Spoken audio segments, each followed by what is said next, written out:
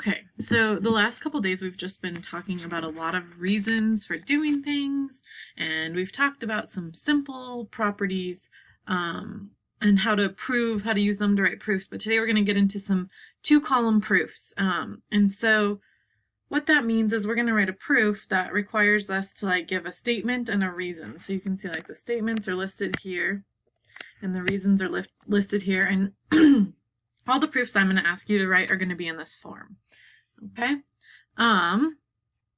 So we're going to go through a list of statements and then give reasons for each, and then we will get down. And so we started that very briefly yesterday, and we're just going to continue on that today. Okay?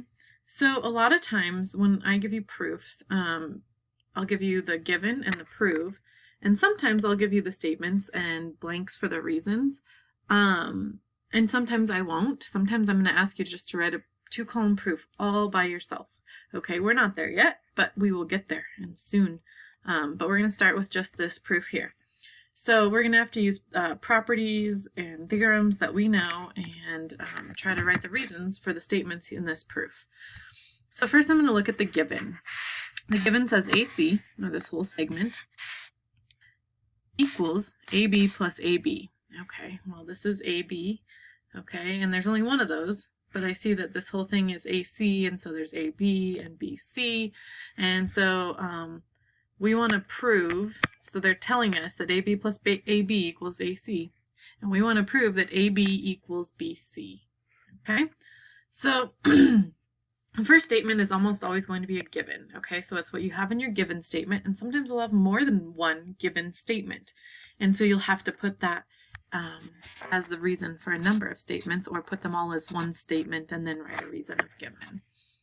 So this next one says AB plus BC equals AC. Okay, so this is something that we talked about, and was when you add two pieces of a segment together, you get the whole thing. And we called that the segment addition postulate. Okay. Then the next thing that I see here is that this first statement is equal to AC, and then this one's equal to AC.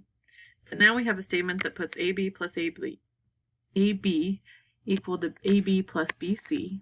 Okay, so we've in essence canceled those out. And so when we take the entire side of an equation, so again, that's the difference between substitution and transitive. When we take the entire side of a statement away and set it equal, okay, we're canceling out the entire side of an equation. That is called the transitive property. So that's why we can write that statement, because both of those pieces were equal to AC. Okay. Then I'm looking here and I'm like, oh, they have AB equals BC, and I see BC and AB, and then, oh, these went away. So it looks like we've subtracted AB from both sides. So that's the subtraction property of equality. Okay, so we have just written our first two-column proof. Okay, sometimes we're given proofs that have pieces and parts filled in, and so we just have to fill in the missing parts. I feel like this is almost harder than just going through it step by step, trying to figure out someone else's thinking, but we're going to do it. So the first statement, it says the reason is given, so that's pretty straightforward. So we have the measure of angle 1 is equal to the measure of angle 3. Okay, and then they wrote a statement that angle EBA is equal to 2 plus 3, and so that's the angle addition postulate. And then the next statement says EBA is equal to 2 plus 1, which is not the angle addition postulate anymore. They've substituted in measure of angle 1 for the measure of angle 3, so that's why it's substitution. And now we want the commutative property of addition, and so we have to think way back when. We haven't talked about this yet, but all that means is that we can change the order of addition, and that's okay.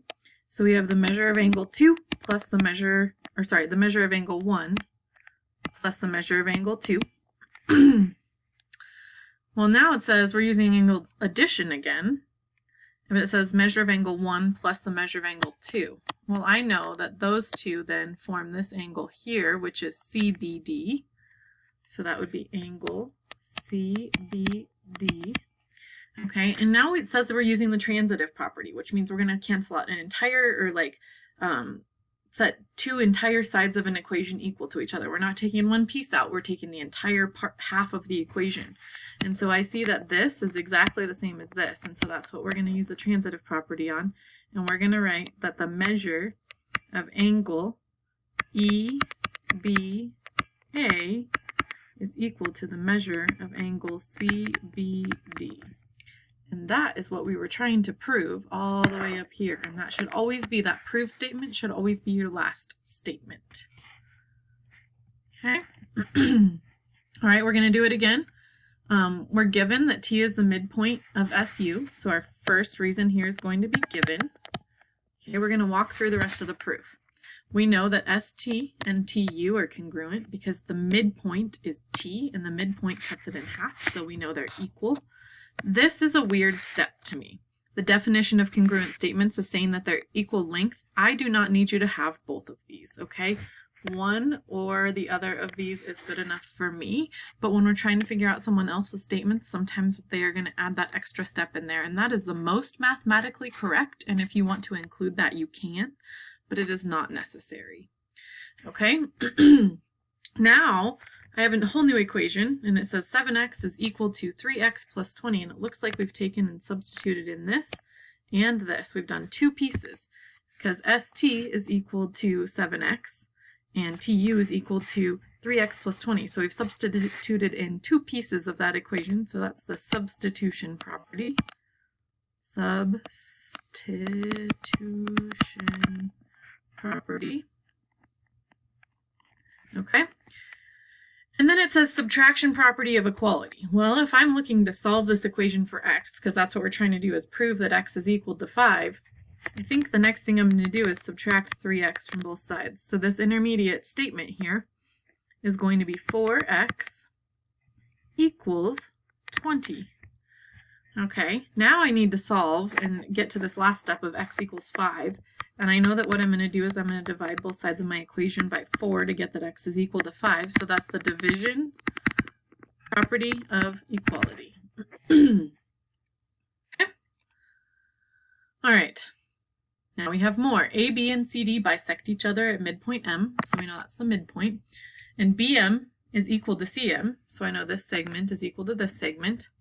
We need to prove that AB is equal to AM plus DM. Okay, so we're going to try and figure these out based on this diagram and these reasons and statements that are given to us. So the first given is already written there. Okay, CM is equal to DM. Okay, so if we're looking at this diagram, here's CM and here's DM, and the reason we can say that is because M is the midpoint. So the reason here is the definition of midpoint. Okay. So we know that because M is the midpoint, those two segments are equal. We can also use, and then we can also look at this and say, okay, we have these two first statements, and I see that they're both equal to CM, and now I have a new statement with BM and DM, and so I've canceled those out in essence, and it's the entire side of the equation, so that is the transitive property.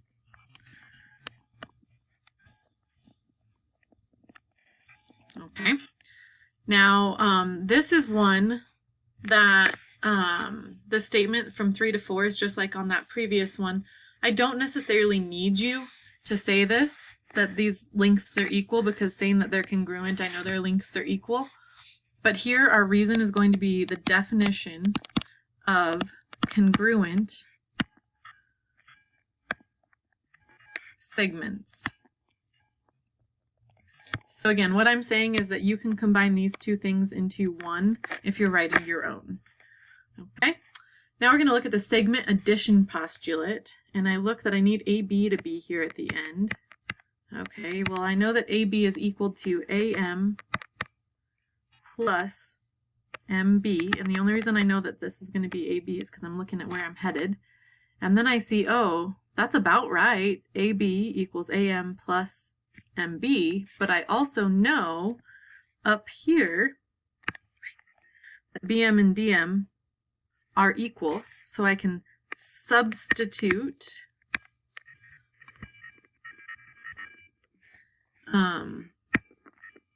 sorry, writing and talking at the same time is hard. BM and I can substitute in DM for BM or MB because I know that they are equal. Okay. All right, let's look at another one. AEB is a complement of BEC, which means complement means they add up to 90 degrees. Okay, we need to remember that. We know the measure of AED is we need to prove the measure of AED is also 90 degrees. Okay, so complementary angles add up to 90 degrees. And so if we look at this first one, we see AEB is a complement of BEC. So AEB and BEC are complements. Okay, and that's given because that was what the given is. They just copied that down. Now, the definition of complementary, I said as I was reading that, is that when you add them together, so angle AEB, so the measure of angle AEB plus the measure of angle BEC is equal to 90. Okay. And now we have this next step, and we know that AEB plus BEC is equal to AEC, so the whole thing. So the two pieces of this angle add up to the whole thing, AEC. And so again, that's something we need to remember. And so when we add two pieces of an angle together, that's the angle addition postulate. Okay, now I'm looking and look at this. This whole side of the equation, again, looks exactly like this whole side of my other equation. So I can use the transitive property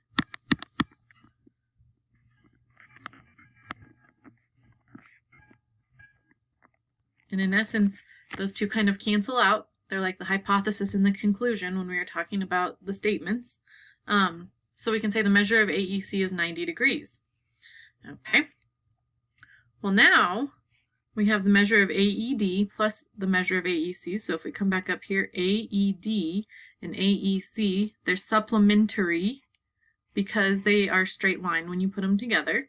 So the definition of supplementary tells us that they're equal to 180 degrees. But I really would like to prove that AED is equal to 90. So I'm going to use what I know here, that AEC is 90, and do the measure of angle AED, substitution, and I'm going to substitute in 90 degrees for just that part of the equation. Okay, and then the measure of AED is equal to 90 degrees. Well, I can get there, but what I have to do to both sides of my equation is subtract 90. Okay, so then this is the subtraction property of equality.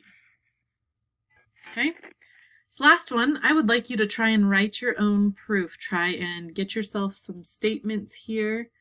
And if you separate these two givens into two separate statements, I think probably a total of 5 statements.